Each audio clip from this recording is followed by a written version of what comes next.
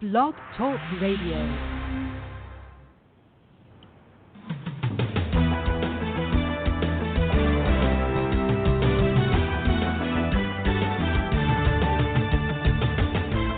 Fulfill Radio, a voice you can trust.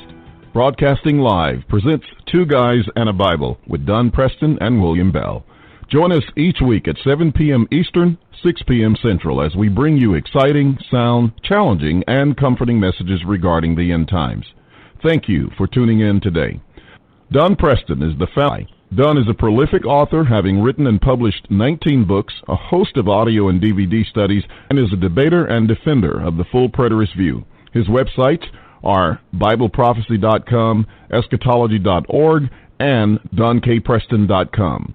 William Bell is the founder of AllThingsFulfilled.com Ministries and has a website bearing the same name, and has authored 3 books, audios, and DVDs. He has published hundreds of articles and recordings.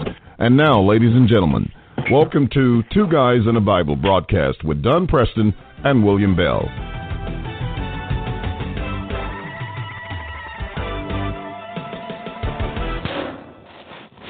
Good evening, ladies and gentlemen. Welcome to the All Things Fulfilled. This is the Two Guys and a Bible broadcast. And I've been saying that a lot lately. But nevertheless, we're delighted to have you with us today for Two Guys in the Bible right here on Fulfill Radio. I am William Bell, and with me is Don Preston. Don, how are you doing today? Great, William. Doing absolutely great. Enjoying this fantastic spring weather that we've been having over here in Ardmore, Oklahoma. I mean, it's just, you could not ask for more beautiful weather if you just, if you went to the catalog and ordered it up. Just couldn't. It's just absolutely fantastic. Good. It's nice here as well, and enjoying a beautiful day. Had a little rain and cloudy, overcast skies on yesterday, but today it turns out beautiful and bright, most of which I didn't get a chance to see too much because I was in and out. But nevertheless, when you are out there, it's good. So very good. And any news that's happening at this time? Anything that's I know that the Predators Pilgrim Weekend is coming up, so I know you're going to talk about that. What else is there that's going on that is of interest for our listeners? Well, obviously, we are very excited about our upcoming Predators Pilgrim Weekend, July the 11th through the 13th. We got a great lineup of speakers. Just invited Rod MacArthur to speak for us this year. Again, Rod's been here a couple of different times in the past. He always did a fantastic job, and so I've invited him to come. We've got Kyle Elliott. We have you. So it's going to be a great conference this year. Our theme is how we know we're not living in the last days. And I need to get a couple of sermon titles from you through the email there, Brother Bell, since I'm getting getting the titles from some of the other fellows, then I need to get that from you. But yeah, it's shaping up really well. Very excited about it. And of course, always excited to be able to report some of the correspondence that I'm having from around the world. I got a book order yesterday from the Faroe Islands. Now, wow. if you know much about the Faroe Islands, they're just off the coast of Sweden, I think it is. Is it Sweden or I've forgotten, or Finland or something like that. I apologize for that. And it's a fella been watching the YouTube videos that shows you the power of the internet as we have expressed it over and over and over. I think the Faroe Islands are one of the most sparsely populated places in all the world. And one of the fascinating things about it, Jan jokingly said, we need to go over there and hold a Preterist conference. And I said, well, I think the Faroe Islands are about a foot long. They're not very big.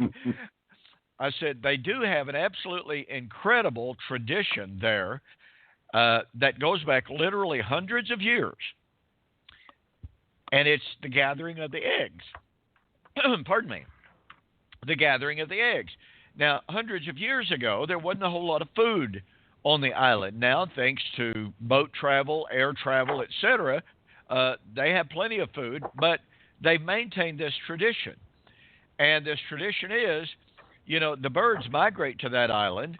They make their nest on the vertical face of these cliffs there on the Faroe Island, one of the main Faroe Islands.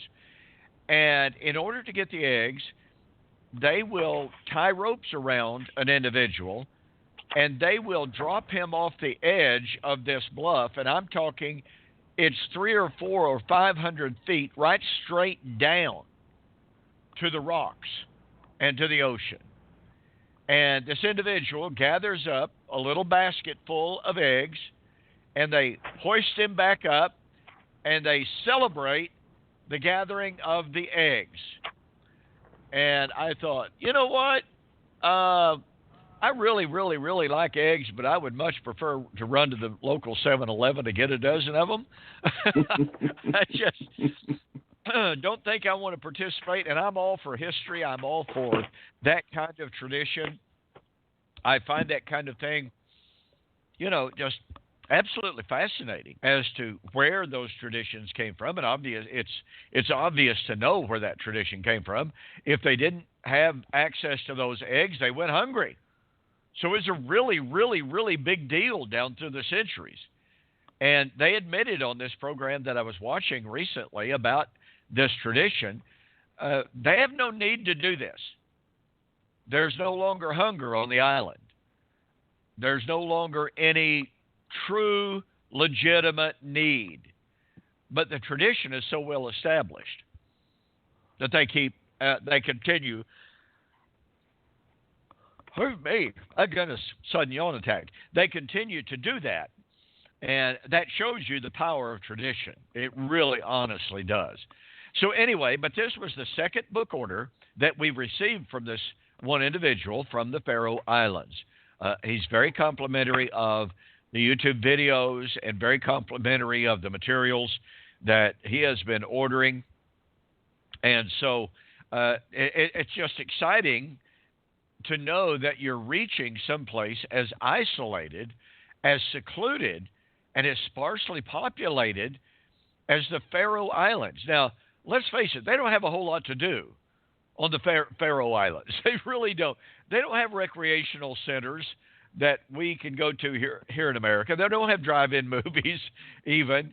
And so I suppose internet access has been an incredible and absolutely, incredible blessing to them so that they can actually know what's going on in the wider world. So that's just one of the things that's been going on this week, to be able to reach that far out into the world. I did have some correspondence this week from an individual who swore up and down he did not have a hidden agenda, but the entirety of his post was agenda-driven, caustic, hateful, arrogant, and so I've decided not even to respond to that particular email. It's just, I don't get a lot of that kind of emails anymore, but every once in a while somebody like this feels the necessity to jump up and call me a heretic and to tell me that they're going to set me straight and what have you.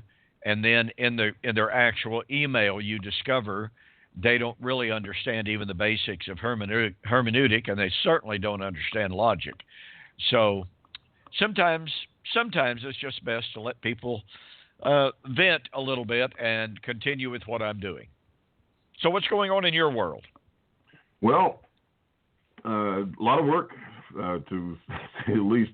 I've been up early mornings for the last couple of days and got to do it again on tomorrow. And as a matter of fact, I had just gotten in about 30 minutes before the broadcast, just in time to, get it going and everything. So that part is about to wind down.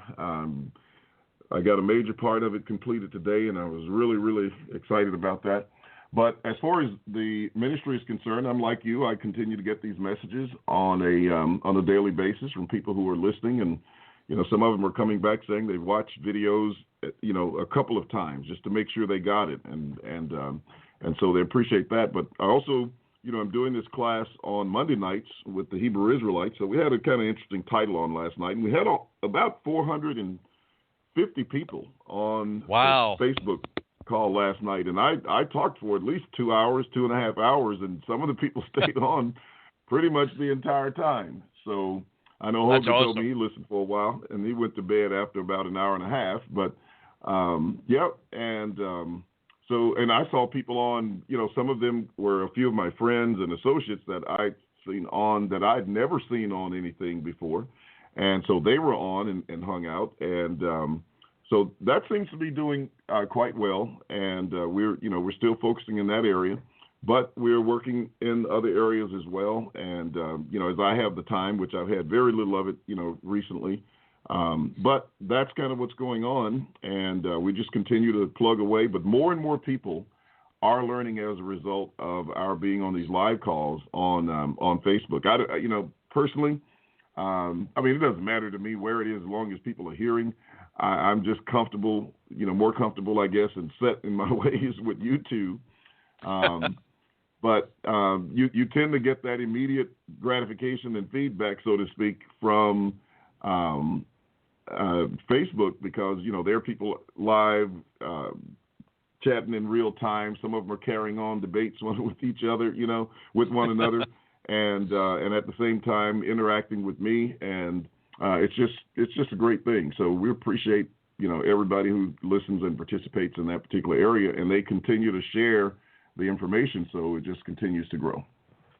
Well, let's face it, anytime you can have over 450 people in a live chat room, you are definitely reaching people because that those 450 people are not being quiet in their interactions with their friends and neighbors. They're sharing what's being said. So the number of people that you are able to reach through that live discussion there is obviously having a tremendous impact. So that's just super exciting. It just manifests. This little anti-preterist group has started having a live. I don't know if it's live YouTube or live video on Facebook. I really don't know because, pardon me, I haven't had the time to be on there. My schedule has been more than hectic lately. Thankfully, I don't have to do what you're having to do there with houses and what have you. Which, by the way, I sent you some emails. If you can at all, I need to get some input from you on a couple of emails that I sent you. But nonetheless, even though we both kind of got our own outreach type of thing, and then we have this combined outreach, and we work so closely together on other issues. The growth of covenant eschatology is absolutely astounding. And I mentioned this little group of anti-preterists.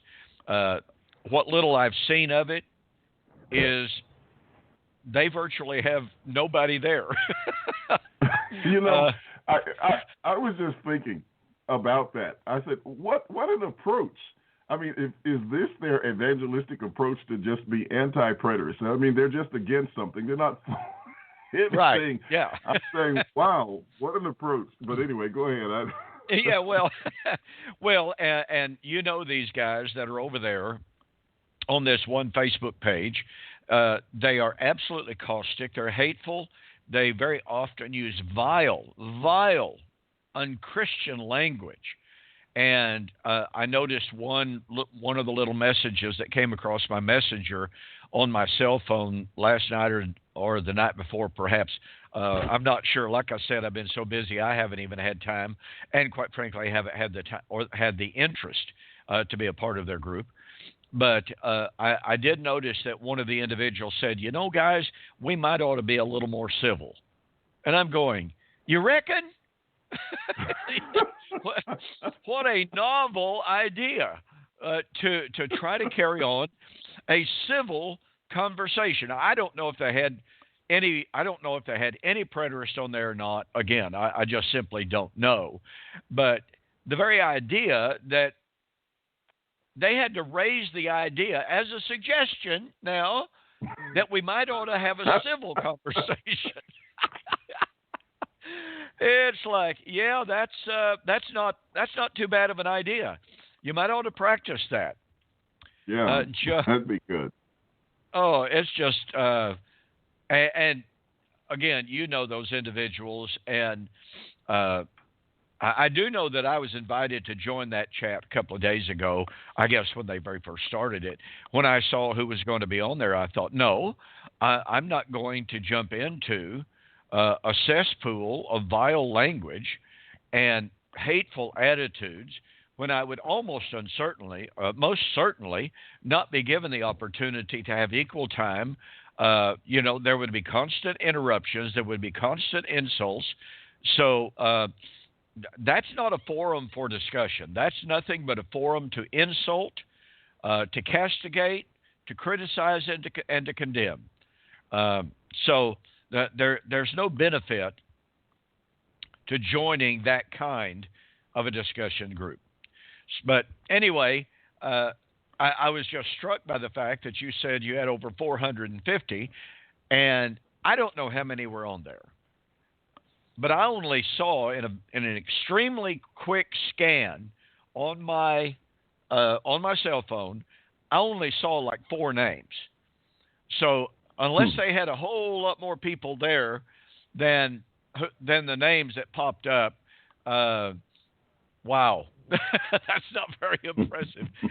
It sure doesn't compare to 450 people on your live feed. And I've actually given consideration to doing something like that live myself on Facebook, but I just simply have not done it. I just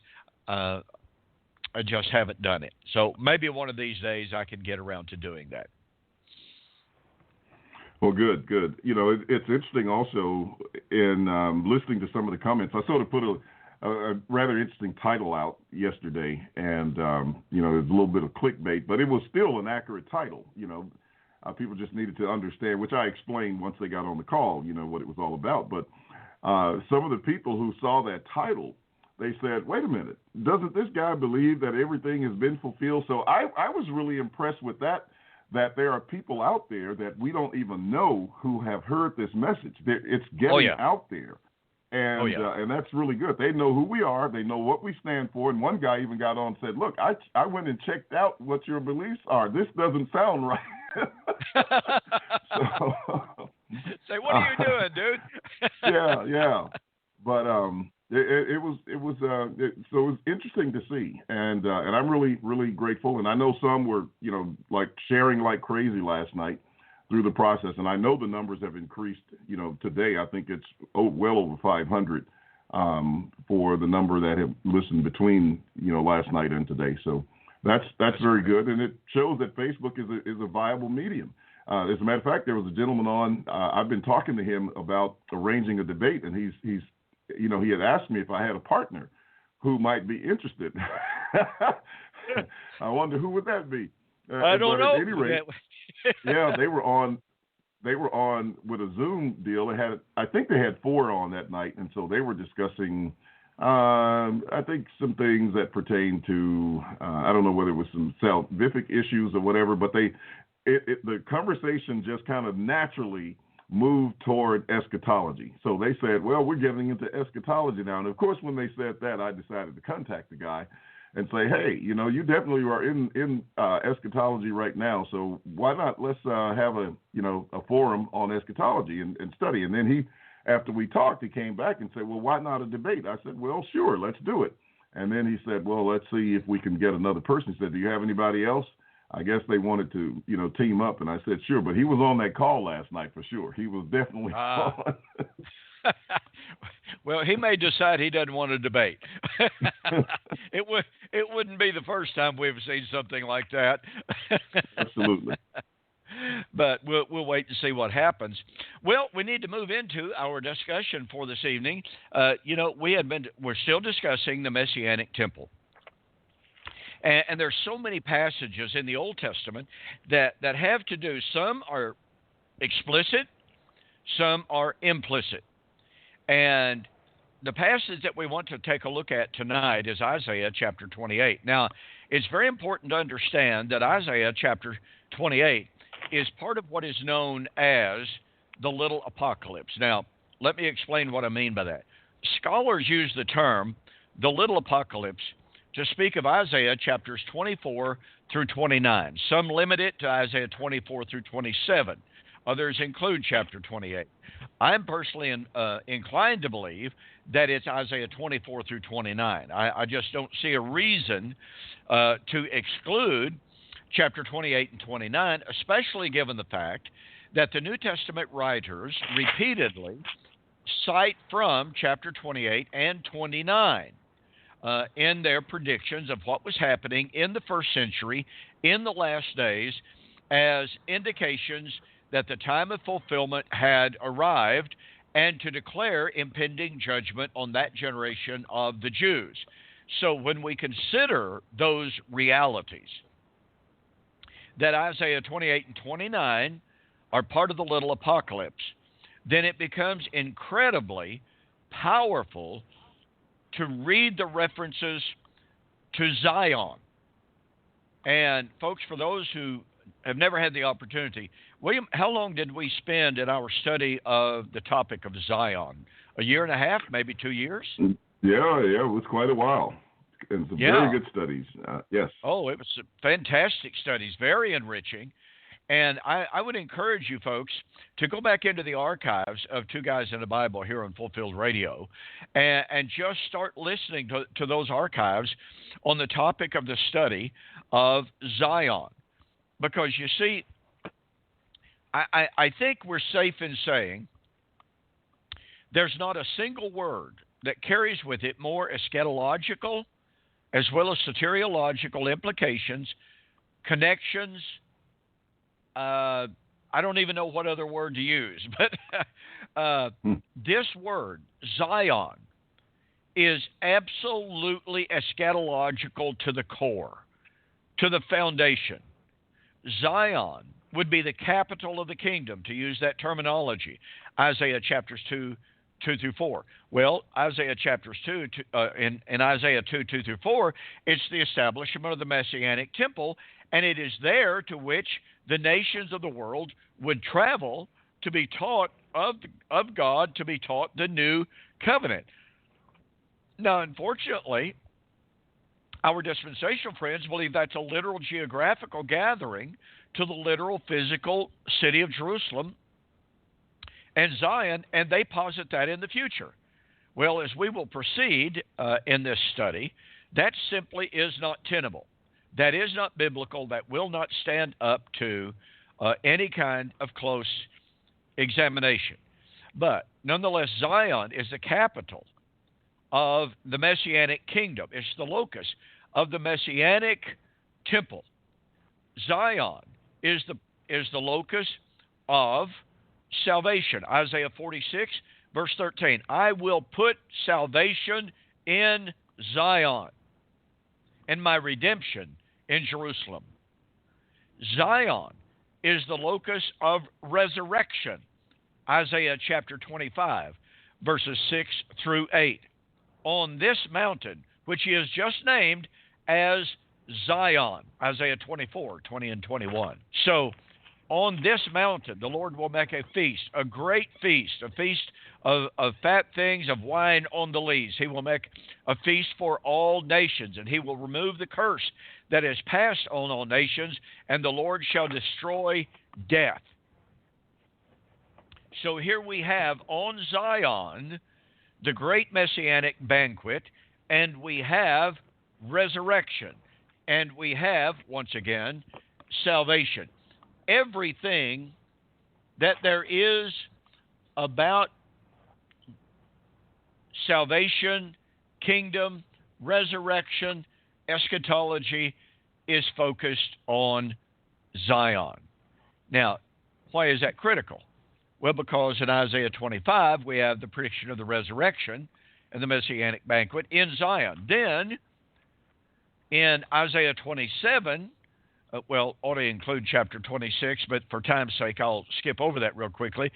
In chapter 27, once again, the Lord would put salvation in Zion, yet at the same time, while he would put salvation in Zion, and while he would gather the righteous remnant to Zion, he would destroy Old Covenant Jerusalem.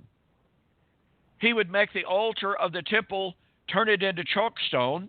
He would turn the fortified city into a ruin.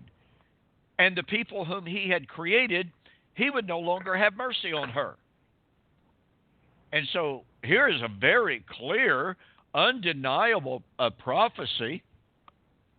Number one, of the gathering to Zion for salvation, the time when God would take away Israel's sin, which is quoted by Paul, by the way, in Romans chapter 11, 26 and 27, to take place at the coming of the Lord.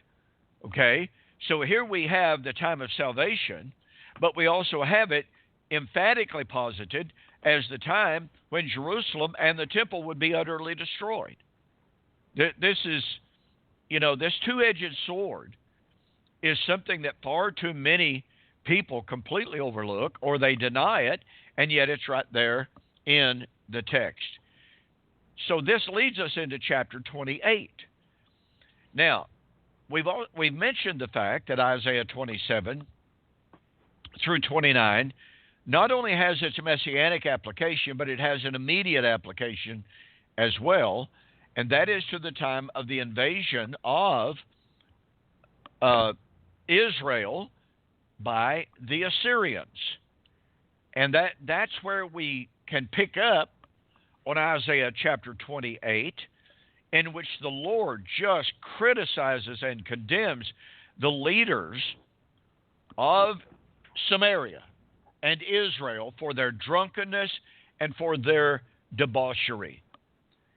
And he says they're going to be trampled underfoot because, as he says in verse 2, the Lord has a mighty and a strong one, like a tempest of hail and a destroying storm, like a flood of mighty waters overflowing, who will bring them down to the earth with his hand. The crown of pride, the drunkards of Ephraim, will be trampled underfoot, and the glorious beauty is a fading flower, which is at the head of the verdant valley. Like the first fruit before the summer, which an observer sees, he eats it up while it's still in his hand. So here's the Lord predicting the destruction of the 10 northern tribes, and this is at the hands of the Assyrians. And he is accusing the leaders, the entire people, really, of the leaders of the 10 northern tribes of being drunkards, of being totally consumed with pleasure, of being given over to the flesh. But the Lord says, and this is important language, folks. The Lord has a mighty and a strong one that is like a tempest of fire. He will come and destroy you. Now, that shows us that the Assyrians were simply the instrument in God's hands. Now, back in Isaiah chapter 10, the Lord says that the Assyrian was the rod in his hand. They were the sword in his hand. And conversely, he had put his sword in the Assyrian's hand. And he said they would trample down and destroy. Now, the interesting and the significant thing about it is that the Assyrian had no clue that they were being used by Yahweh. They thought their gods were in control. They thought, as Isaiah chapter 36 very clearly shows, when the Rabshakeh, the ruler and the commander of the armies of the Assyrians, have actually made it all the way to Jerusalem. But they thought it was their gods who had destroyed all of the other kingdoms that they had invaded and destroyed, and so they taunted Hezekiah within the walls of Jerusalem. And they said, "Why do you think your God, this Yahweh God, will be able to defeat us when no other God of no other nation has been able to stand before us. And yet, again, back to Isaiah chapter 10, the Lord said, they're the rod in my hand. They do not think it so. They do not know it so, but it is so. And this shows us the sovereignty of God, shall we say, behind the scenes, of God allowing other people of other nations to believe that their gods were directing them. Their gods were in control, when in reality it was Yahweh that was in control of the entire world scene. That is an incredible thought, a powerful thought, and one that really, on so many levels, can give us tremendous comfort even to today. William, when the Lord told Nebuchadnezzar in Daniel chapter 2, first of all, he told him that because of his pride, because of his arrogance, he was going to be humbled and brought down. He needed, and this is actually in chapter 4, he needed and he wanted Nebuchadnezzar and the Babylonians to know that it's the God of heaven who raises up nations and who destroys nations. It wasn't Chemosh. It wasn't Bel, the Babylonian gods. It was Yahweh, the God of heaven and earth. And so, once again, these are incredible thoughts. They're marvelous thoughts. They're comforting thoughts that while we may not always understand, we may not be able to look behind the scenes as clearly as God's revelation was revealed in these ancient texts. By reading these ancient texts, we can nonetheless know it is truly God that raises up nations and destroys nations, all within the purposes of His will. And it is for us as His children to do as Habakkuk, who complained at the seeming unjustness of the world, the unrighteousness of the wicked, and how it could be true that God's people suffered at the hands of people that were more unrighteous than they were. And that's what he said in Habakkuk chapter 1, 12 and 13. Lord, to paraphrase, how is it possible that you will use a nation that is more wicked than we are, that is not as righteous as we are, to punish us? Because your eyes are too holy to look upon evil. Your ears cannot contemplate, cannot listen to unrighteousness. How then can you use these ungodly Babylonians? And the Lord told Habakkuk, number one, I don't have to explain myself to you. And number two, you need to understand. Israel, my people, needs to be punished for their ungodliness. So I will use the Babylonians. Yes, they will treat you cruelly. They'll put fish hooks in your backs and in your lips, and they're going to lead you off. And it's going to be really, really tough. However, rest assured, I will take care of the Babylonians in my own time. And he did. He destroyed the Babylonians.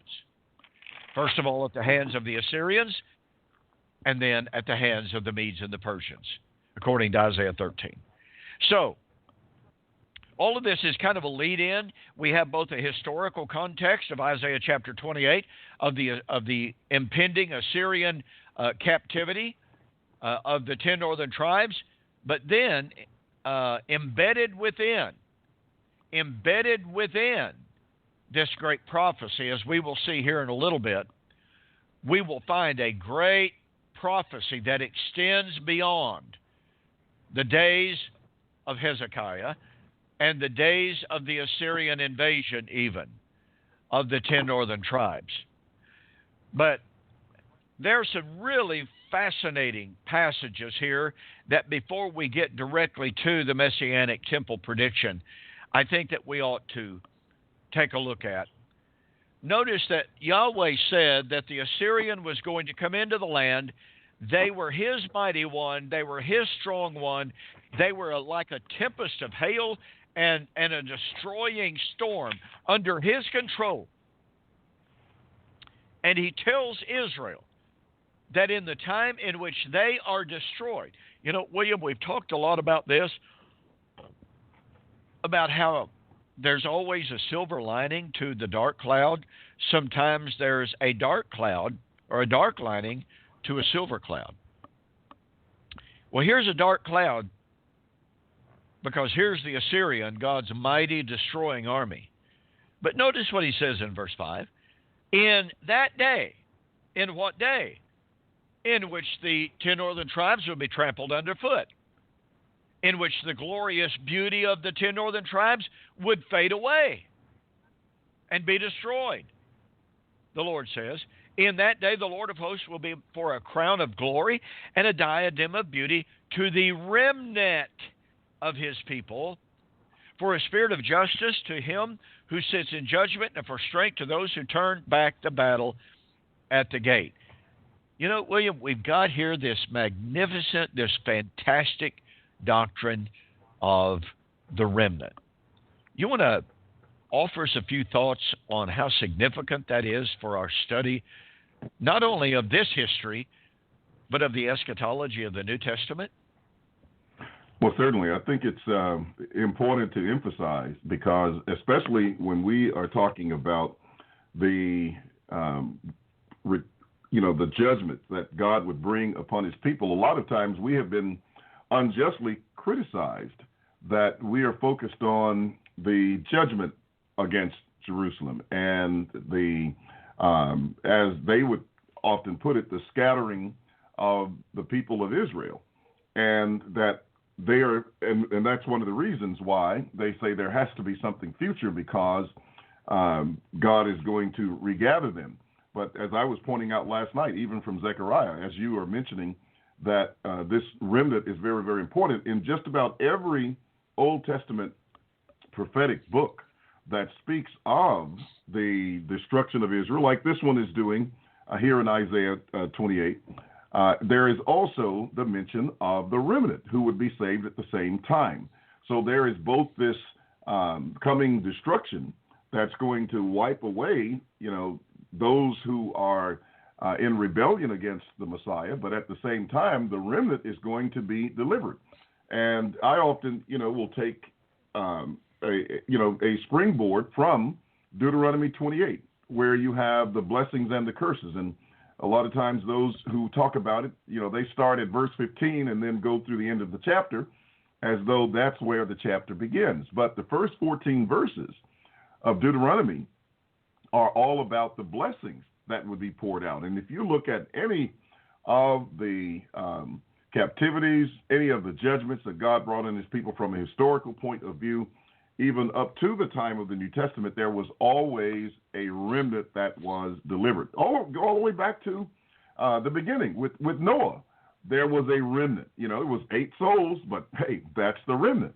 And so the world was destroyed, but God found a way to save the righteous. Same thing in the case of Lot. He delivered him from the overthrow and destruction of Sodom and Gomorrah. So that's a principle that people should look for and really be focused on when we're talking about this situation of these judgments that are coming upon them and the wrath that God is bringing.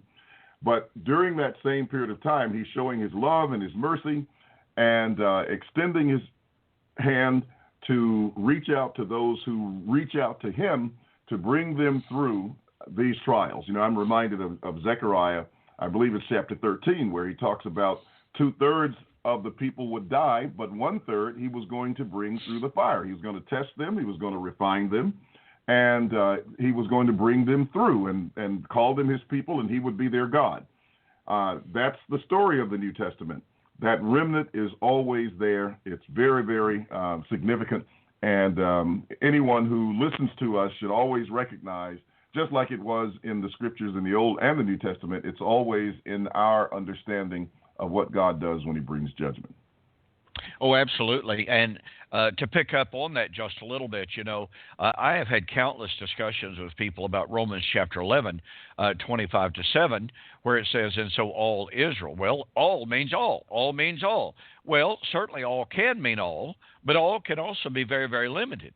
And unless Paul, in Romans chapter 11, 25 to 27, unless he completely abandons what he said in Romans chapter 9, what he said in chapter 10, what he said all the way up to verses 26 and 27, unless he completely changes his discussion, unless he completely changes the focus of his discussion, then when Paul says all Israel shall be saved, what he's talking about is the entirety of the remnant. Because in Romans chapter 9, Paul's talking about the salvation of the remnant. Romans chapter 10, Paul talks about the salvation of the remnant. Romans chapter 11, Paul talks about the salvation of the remnant. He does not change the subject in chapter 11, 25 to 27, and say, now look, I know that it's always been just a remnant that's been saved, but wait a minute, I'm telling you right now, at the coming of the Lord, all Israel, every Israelite of all time is going to be saved. That contradicts not only what he had been saying in chapters 9 and 10, as well as all the verses leading up to 11, 25 to 27, but it violates what William just showed us there all throughout the Old Testament. Throughout the entirety of the Old Testament, God never, ever, ever predicted the salvation of every single Israelite or the salvation of every single individual for that matter. I'm reminded of a parallel passage, somewhat parallel, to Isaiah chapter 28, and that's Amos chapter 5, verses 1 and 2. The virgin daughter of Israel is fallen and shall not rise again. The city that went out 100 shall return 10. The city that was 1,000 shall return 100. A remnant shall return. This is the standard motif. This is the dominant motif throughout the entirety of the Old Testament and New.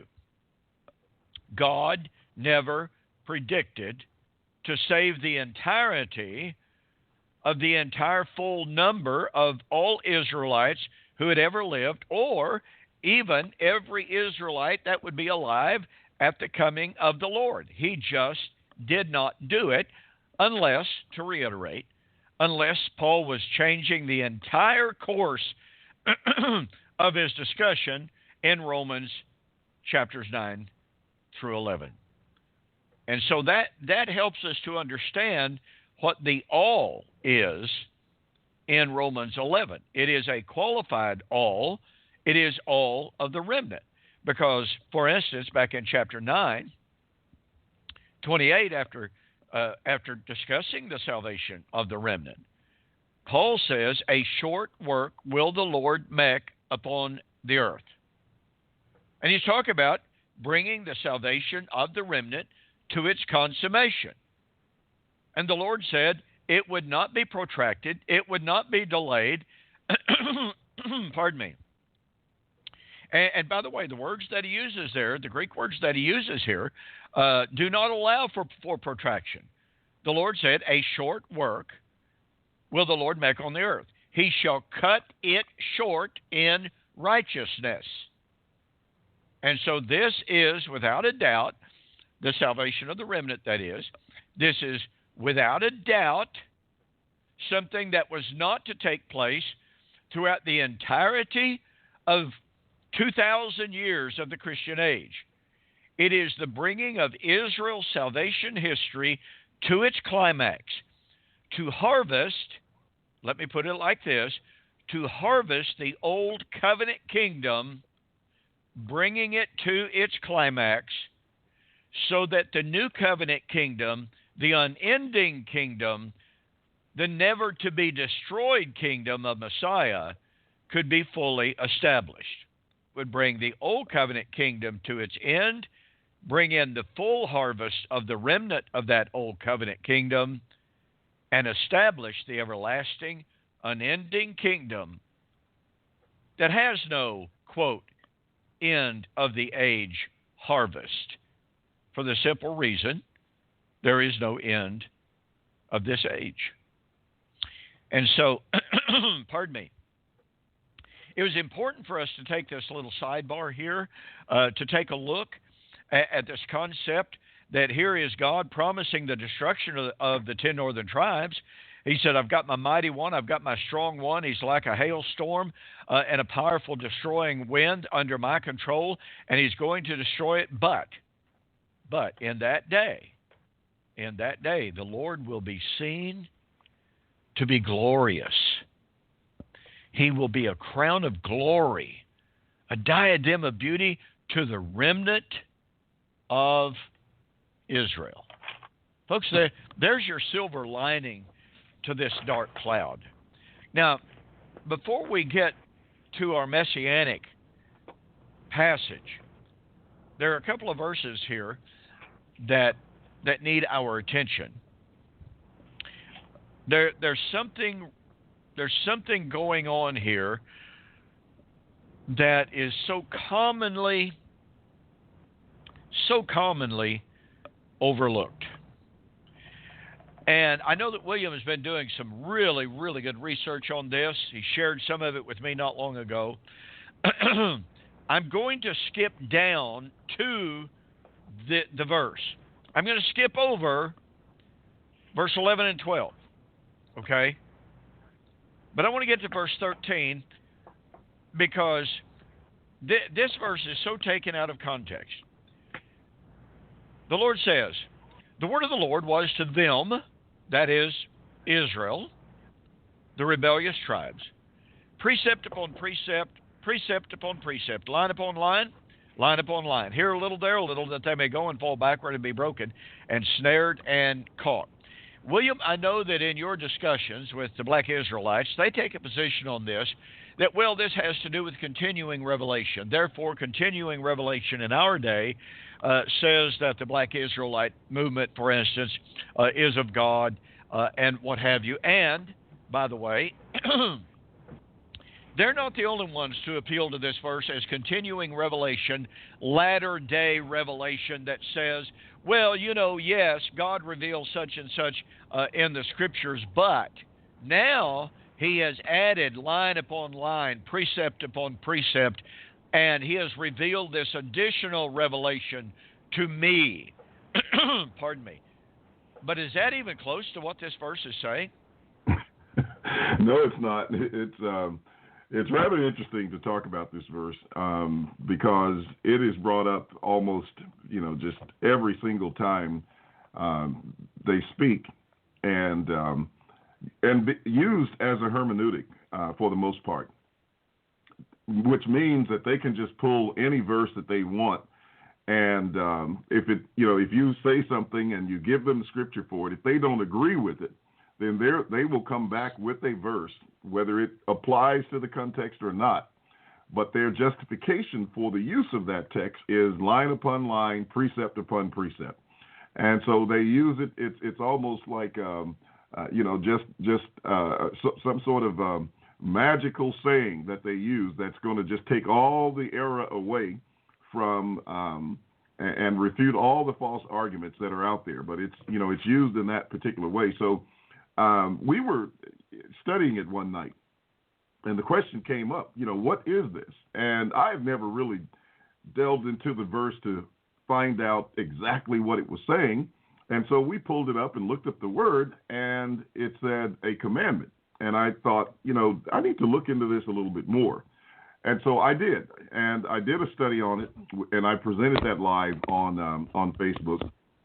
And it was like revolutionary. I mean, there were 3 words, and I don't remember them because they're in Hebrew. As a matter of fact, we're having a Hebrew class on the 13th of April. We've got a guy coming in. And we actually consulted with that guy who teaches Hebrew. But this was after I had done the research myself. And so after doing the research and looking at all of the 3 main words in the text, they all pointed to some type of command or order that was given and had to be followed. And I listed, several examples of that in that particular research. Well, we had this guy on, and we put him on YouTube. We had a live class with him, who is, a very proficient in the study of Hebrew, and he went through it and basically confirmed everything that I said. It was just absolutely amazing, and so they have pretty much toned down their use of this particular term, but it definitely was a revelation of something. And I remember, I think I saw a comment from you on Facebook where apparently some people were using it either in the sense of this ongoing revelation or as a hermeneutic. And I remember your statement. You said, look, if it's a command, it's not a hermeneutic. And that's what it was. I don't know if you want me to go into what he was actually saying to them regarding this verse. Well, yeah, share with us, because it's very, very important to understand, because the point that you're making there, if it's a command, it's not a hermeneutic. I mean, that's just all there is to it. Right. And that's powerful. So go ahead. Yeah. Well, anyway, here they are, rebellious, as you pointed out. They're refusing to obey the Lord, etc. And so he asked them, whom will he teach knowledge? And whom will he make to understand the message? Those just weaned from milk, those just drawn from the breast, where precept must be upon precept, and line upon line upon line, here a little and there a little. And so what you have here is God telling them, and he's sort of mocking them in the process, because they were saying things like this. And so he mocks them to tell them, look, I can't even teach you. It's almost like the text in Hebrews 5, where he says, when for the time you ought to be teachers, you have need to be taught again, and are like babes and not those who can handle strong milk. So what he's saying, okay, I'm going to have to teach you a little at a time, like one command, like you teach a baby. You cannot teach them like a concept and an idea or a series of thoughts, and all woven together in terms of some cohesive argument and presentation. You have to teach them one little thing at a time and let them get that, and then teach them another one thing at a time and let them get that. And so, in other words, he was saying to them, I'm going to teach you this one command. And, there were three different words in that, but, give them this one thing to do. And even then, they were not able to do it, and were going to stumble and fall as a result, and the judgment, of course, would come upon them because they were refusing to accept his word. So that's basically the gist of what I understand in terms of, what he's saying in the text. Well, and it is extremely powerful. The notes that you sent to me demonstrating linguistically from the Hebrew that these words indicate commands, again, not hermeneutic, not principles, but commands of God. It just changes the way that we have to look at the text. Yes. Pardon me.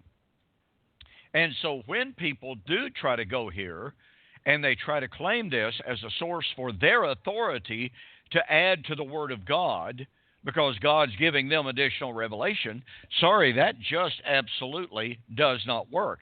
But it does show, and what you have pointed out there in the very brief linguistic analysis, is how immature those ancient Israelites were, how hardened their hearts were.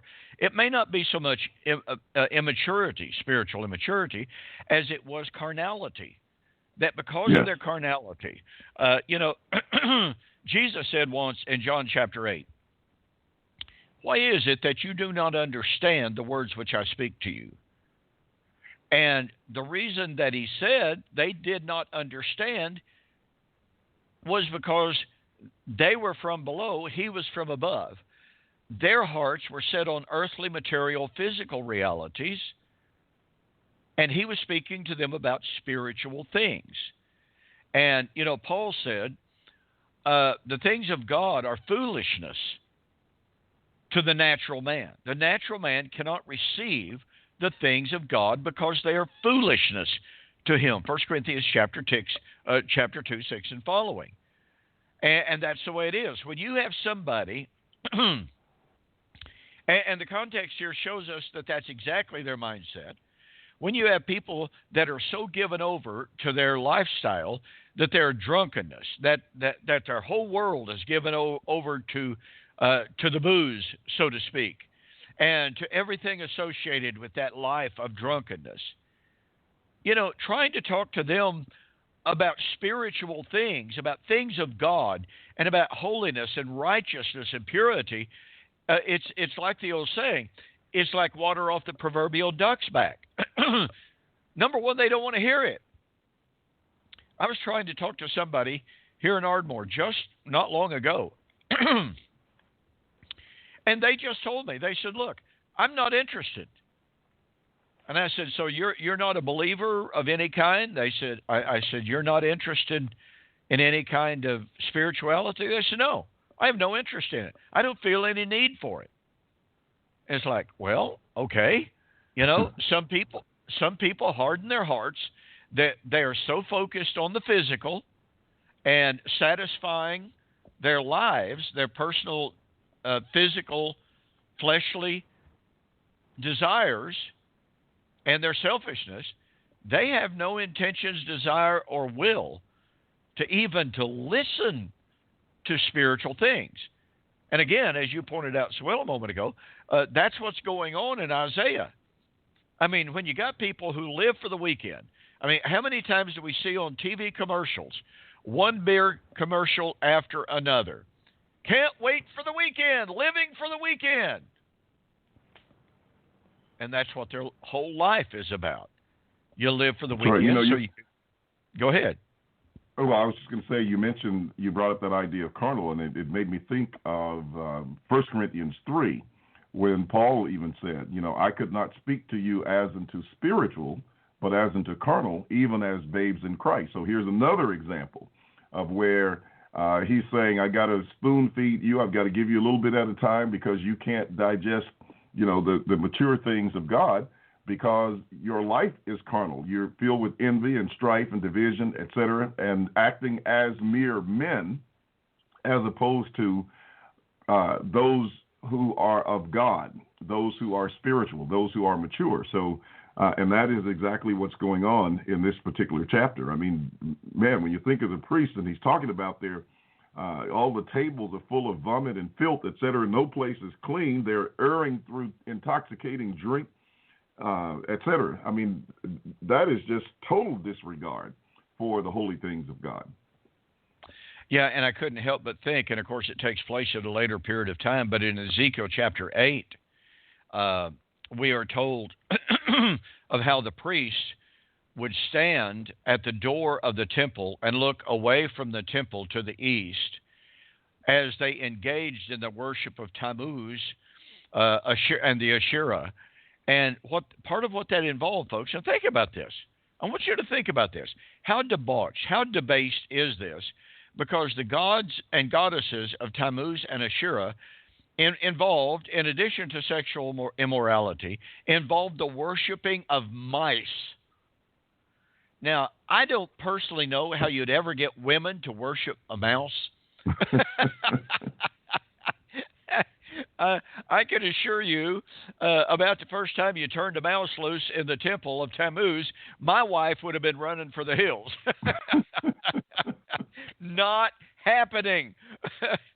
But that shows you how debased the ancient Israelites, as well as the Judeans, had become, because the 10 northern tribes were worshiping the same gods, the Asherah, Ashtaroth, Molech, and there's a whole pantheon of gods and goddesses, and those gods and goddesses were focused on alcohol and sex and fertility, with worshiping trees, worshiping rocks, worshiping mice, worshiping the entire creation. Now, again, I don't, my mind cannot even wrap around the concept of what is there about mice that would ever cause anyone to even remotely conceive of worshiping mice. But they did. And so this is absolutely astounding. And so this is why God said, I can't even teach you like I need to. I have to give you one command, one basic command, followed by another basic command for you to even get the message. And he said, guess what? Judgment is coming. That's where we will pick up next week, because we're already out of time. But we've been trying to set the context for understanding. And here's what you need to know before next week. In the Assyrian invasion of Israel under Sennacherib, the temple was not destroyed. The Jerusalem temple was not destroyed. Jerusalem was delivered.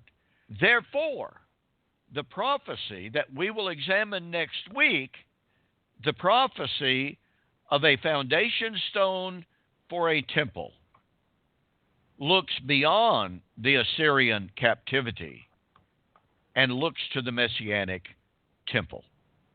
So be looking forward to that. William, as always, it's been great to be with you again. If you would, please be sure to read those emails I sent you. I'd like to get your input on some things and some answers. So, with that said, folks, good night and God bless. Thank you for joining the Two Guys in a Bible radio broadcast. On behalf of Dunn Preston and myself, we'd like to say have a very pleasant day and may God bless. Until next time, we'll see you on Fulfill Radio, a voice you can trust.